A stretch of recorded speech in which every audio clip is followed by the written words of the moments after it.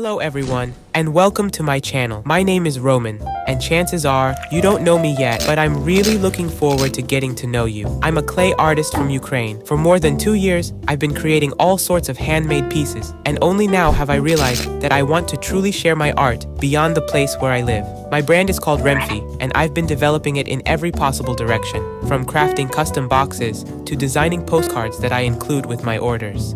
In this very first video diary, we'll spend a few of my everyday working days together, and I'll give you a closer look at my creations. So if you enjoy the video, make sure to hit the like button and share your thoughts in the comments. First of all, I'd like to quickly introduce you to my workspace, the place where all of my handmade creations come to life. If you're curious to see exactly how I work, I can film a separate video with my personal tips and tricks for working with clay. If you are also interested in this, please let me know in the comments. This is my main working area, right by the window.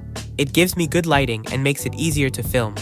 And here's my old workspace, which is slowly turning into a storage area for tools and packaging materials. Most often, this table gets piled up with clutter, especially during those times when inspiration runs low. Sometimes it can sit like that for weeks, just waiting to be cleaned. By the way, a lot of people used to ask me which resin I use for my clay figurines. Throughout all my time working with clay, I've trusted this brand and learned every little detail of how to work with it. But I also dream of trying out another brand someday. And this here is my favorite new tool, a magnifying lamp. Normally, it's used for soldering microcircuits, but if your eyesight isn't perfect, you can use it the way I do. Drawing fine lines has become so much easier now. In this small organizer, I keep my supplies, mostly brushes, which I buy in large quantities because they run out quickly when working with acrylic paint. The second section of the organizer is filled with acrylic paints from the brand Rosa.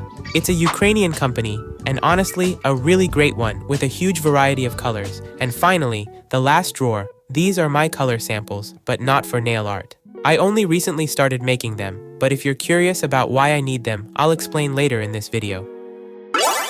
And now, I need to go to a very interesting place for some shopping, so I think I should take you with me. To be honest, I've grown to really enjoy walking alone. I usually go out by myself almost every day, but today, it seems like an exception. Here's the store I wanted to show you the most. It's called Aurora, kind of like the Ukrainian version of American dollar stores. And I absolutely love this place. You can always find paintbrushes of all sizes here.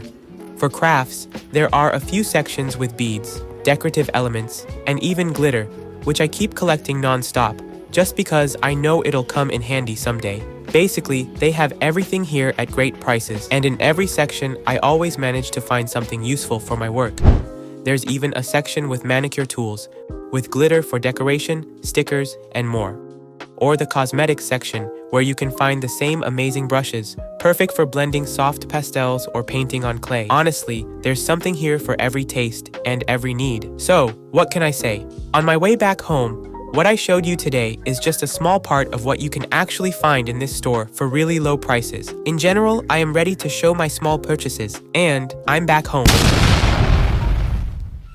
Here's this huge looking bag, but in reality, it's just these 2 organizer boxes taking up all the space. They were on super big discounts, and as I mentioned earlier, I love collecting materials for my work to the point where I sometimes just have nowhere left to put them. Next, I got these 2 small cups to organize my stationery and work tools. Here are the brushes I use for painting the thinnest lines on my keychains and figurines. And these thicker brushes, they're super convenient for coating pieces with resin. Some basic supplies like paper towels, I use them to wipe my tables and hands, and they run out quickly. I also grabbed these acrylic mirror markers. Not sure if they're good yet, I just bought them to test out. Oh, and on my way home, I also stopped by the post office to restock on shipping bags for my orders. So yeah, that's about it. While I'm organizing my stationery into these cups, I'd really like to know what you think about this video format. I want to hear from everyone who's watching. It doesn't bother me at all that this video is being narrated by AI instead of me, since my English isn't that great yet, but let's be honest, it sounds pretty good, right? At the very least, in real life, my voice doesn't sound much different from this. A new day, new things to take care of. I remember when I was filming this video, I still had a couple of figurines left to finish. They were part of the biggest and most ambitious project I've ever worked on. Nearly a month went into creating and designing 20 figurines, and more than another month was spent developing and printing the box designs. But I'm truly happy about it because for me, this has been an experience. And even though this video was filmed a while ago, everything is now finished and my blind boxes are already on sale. Check out the link to my shop in the description below. I'm really glad I can still share little glimpses of my work with you. Day 3. Yesterday, all 20 figures were successfully baked in the oven, and I kept working off camera.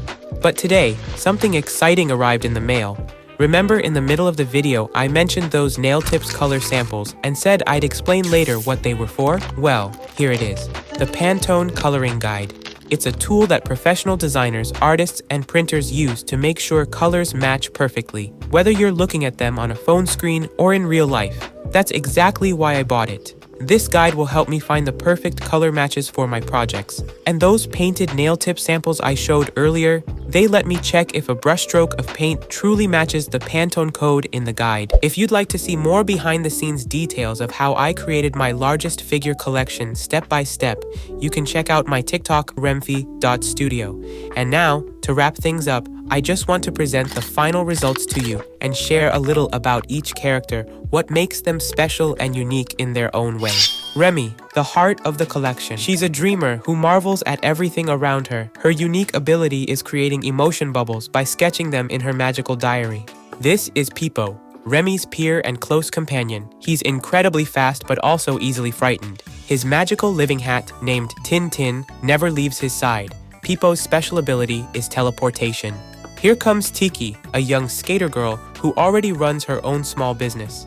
At the Froggy Carnival of Emotions, she manages her very own yogurt stand with all kinds of flavors. Tiki's special ability is to create explosive berries that, once they burst, light up the path in the dark.